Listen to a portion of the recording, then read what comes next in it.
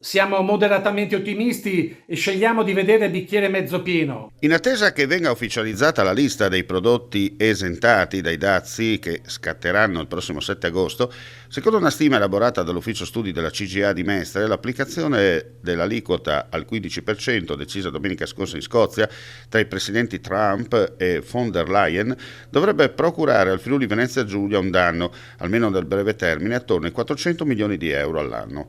Questa fiducia nasce dalla consapevolezza che l'alta qualità dei prodotti made in Friuli Venezia Giulia che vengono esportati verso gli Stati Uniti, indirizzati presumibilmente a consumatori con elevato potere d'acquisto e a imprese leader nei rispettivi settori, non sarà significativamente influenzata dall'introduzione dei dazi. Un costo, quello causato dalle politiche protezionistiche statunitensi che secondo una stima della CGA racchiude sia gli effetti diretti, mancate esportazioni, sia quelli indiretti, riduzione margine di profitto delle imprese che continueranno a vendere nel mercato USA, costo delle misure di sostegno al reddito degli addetti italiani che perderanno il posto di lavoro, trasferimento delle imprese o di una parte delle produzioni verso gli Stati Uniti, il famoso trade diversion. Oltre a queste due fattispecie è stata presa in esame anche quella congiunturale legata alla svalutazione del dollaro nei confronti dell'euro. Per alcuni comparti la situazione potrebbe evolvere diversamente.